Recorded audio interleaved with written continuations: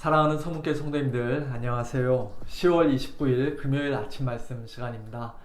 아침 말씀 영상으로는 마지막 묵상이 될 출애굽기의 오늘 본문 말씀은 출애굽기 39장 22절부터 43절까지입니다.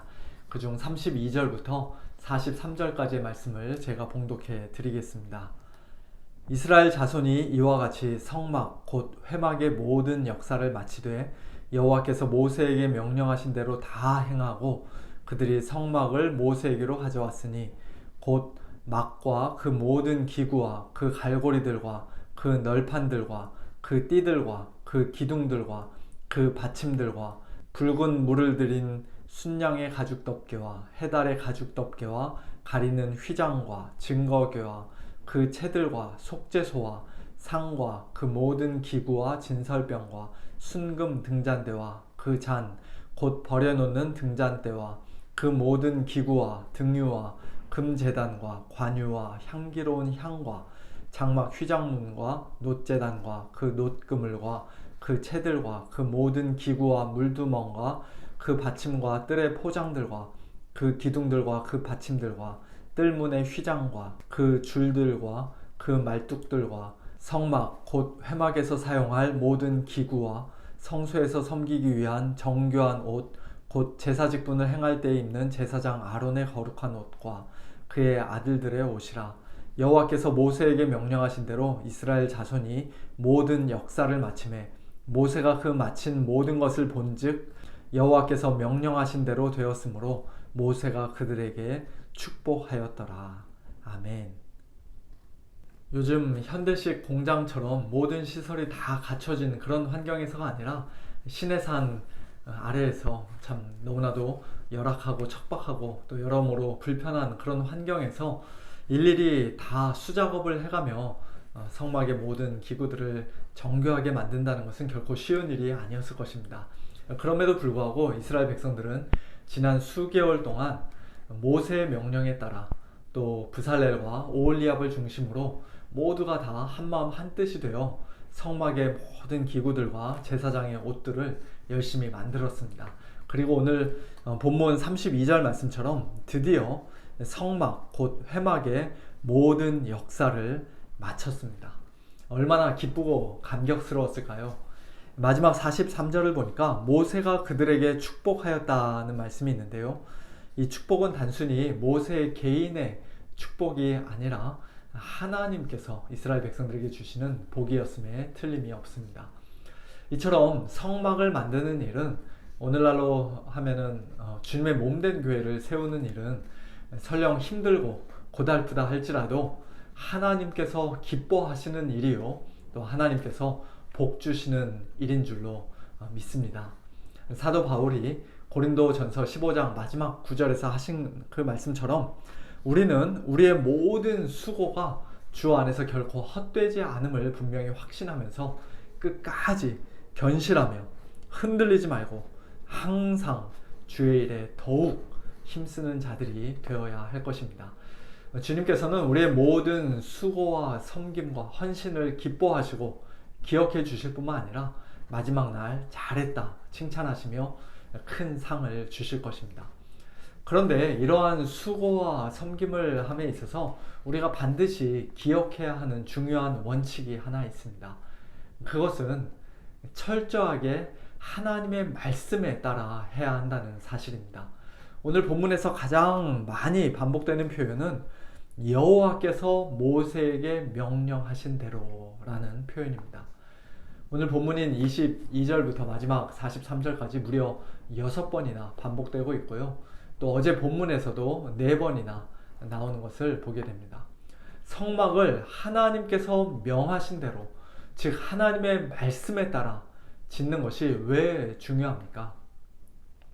한마디로 성막은 이스라엘 백성들이 살 집이 아니라 하나님께서 거하실 장소이기 때문이죠. 그러니 그 집의 주인이신 하나님께서 명하신 대로, 하나님께서 원하시는 대로 당연히 지어야 하는 것입니다. 우리가 만일 이사 가면서 리모델링을 하고 싶어서 공사하는 분에게 벽을 흰색 페인트로 칠해달라고 부탁하고 또 바닥을 마루로 깔아달라고 그렇게 주문을 했는데 공사하는 분이 요즘 누가 흰색으로 칠합니까? 요즘은 빨간색이 대세입니다. 또 마루보다는 카펫이 겨울에 훨씬 더 따뜻하고 좋습니다. 넘어져도 카펫에서는 다치지 않습니다. 뭐 그러면서 자기 마음대로 페인트 색깔을 빨간색으로 바꾸고 또 두툼한 카펫을 바닥에다 깐다면 집 주인이 과연 행복할까요? 그것이 설령 아무리 비싸고 좋은 페인트라 할지라도 또 아무리 최고급 카펫이라 할지라도 집 주인 입장에서는 상당히 기분 나쁜 일이고 또 당연히 화가 날 수밖에 없는 일일 것입니다. 우리가 주님의 몸된 교회를 세우는 것도 마찬가지입니다. 각자의 소견에 오른 대로 그저 우리 자신의 인간적인 생각이나 세상적인 가치관을 따라 교회는 이래야 한다, 교회는 저래야 한다 하면서 모두가 다 자기 나름의 방식대로 열심히 교회를 세워가려 하면 교회는 결코 아름답게 세워질 수가 없습니다. 모두가 다 한마음 한뜻으로 같은 방향을 향해 달려가야 하는데 일관된 기준 없이 각자 사방팔방으로 달려가면 다들 열심히 달리면 달릴수록 교회는 더 큰 상처를 받고 갈기갈기 찢어질 수밖에 없습니다. 하나님께서 기뻐하시는 교회, 축복하시는 교회가 될 수 없습니다. 하나님께서 친히 거하시는 거룩한 공동체인 교회는 철저하게 하나님의 말씀에 따라 하나님께서 원하시는 모습대로 지어져 가야 하고 세워져 가야 하는 것입니다. 주님의 몸된 교회를 세우는 데 있어서 또 하나님을 섬기고 성도들을 섬기는 데 있어서 다른 무엇이 아닌 오직 하나님의 말씀이 우리 모두에게 최고의 권위, 최종적인 권위가 되고 또 절대적인 기준이 됨으로써 우리 서문교회가 하나님의 말씀의 반석 위에 더욱더 든든히 세워지는 교회, 하나님을 언제나 기쁘시게 해드리는 교회, 하나님을 영화롭게 해드리는 교회가 될 수 있기를 예수님의 이름으로 축원합니다. 오늘 말씀 가운데 한 가지만 더 생각해 보기를 원하는데요. 오늘 출애굽기 39장의 본문 말씀은 창세기 1장 말씀과 상당히 비슷한 것을 우리가 발견하게 됩니다. 오늘 본문에서는 여호와께서 모세에게 명령하신 대로 백성들이 순종하여 성막과 제사장 옷을 다 만들었더니 모세가 그 마친 모든 것을 본즉 여호와께서 명령하신 대로 되었으므로 모세가 그들에게 축복을 하였는데요. 창세기 1장도 그와 상당히 비슷한 패턴으로 기록되어 있습니다. 빛이 있으라는 말씀부터 시작해서 매일매일 하나님께서 말씀하신 대로 다 이루어집니다. 없던 것들이 막 생겨날 뿐만 아니라 하나님의 명령을 따라 이미 만들어진 하늘과 땅과 바다와 또 천체들이 다 하나님의 명령에 순종합니다. 그 모든 것이 다 하나님 보시기에 좋았고 하나님께서는 피조물들에게 복을 주십니다. 다섯째 날에 만들어진 물고기들, 바다 짐승들, 그리고 새들에게 하나님께서는 복을 주셨고 또 여섯째 날 마지막에 만들어진 사람에게도, 즉 남자와 여자에게도 복을 주셨습니다. 그리고 모든 것을 다 완성하신 후 하나님께서 안식하신 일곱째 날도 하나님께서는 복되게 하셨습니다. 이와 같은 창세기 1장, 2장의 천지 창조 사건과 오늘 출애굽기 본문에서의 이 성막이 완성되는 사건은 도대체 무슨 상관이 있는 것일까요? 한마디로 성막이 완성된 것은 단순히 어떤 중요한 공사가 하나 끝난 것에 불과한 것이 아니라 죄와 허물로 죽을 수밖에 없었던 이스라엘 백성이 하나님의 백성으로 다시 새롭게 창조되어 하나님께서 그들 가운데 거하시고 그들에게 복을 주시는 그런 우주적인 재창조의 사건이라고 할 수 있습니다. 그리고 그와 같은 재창조의 사건은 예수님의 십자가와 부활로 또 오순절 성령 강림 사건으로 이 땅에 세워진 신약교회에서 더욱더 생생한 실제가 되었고 훨씬 더 풍성하게 일어났습니다. 우리는 예수님 안에서 말 그대로 새로운 피조물이 된 자들입니다. 우리 성도들 한 사람 한 사람뿐만 아니라 주님의 몸된 교회가 공동체적으로 곧 하나님의 새로운 피조물입니다. 하나님께서 친히 거하시는 성전이요 하나님께서 보시기에 좋다 말씀하시며 복을 주시는 그와 같은 축복된 대상입니다. 이 세상 사람들은 비록 교회를 손가락질하고 비웃으며 조롱한다 할지라도, 심지어는 우리 성도들의 눈에도 교회가 뭐 그렇게 대단한 것처럼 보이지 않는다 할지라도, 그러나 하나님 보시기에는 교회가 너무나도 축복된 존재입니다. 예수님께서 교회를 얼마나 사랑하시는지, 교회를 위해 기꺼이 목숨을 버려주시고 교회를 신부로 삼아주셨을 정도로 교회는 너무나도 존귀한 존재입니다. 그러므로 저와 여러분 역시도 교회를 마땅히 귀히 여겨야 합니다. 하나님의 백성으로 새롭게 재창조된 우리는 우리의 진정한 왕이신 하나님께 더욱더 온전히 순종해야 합니다.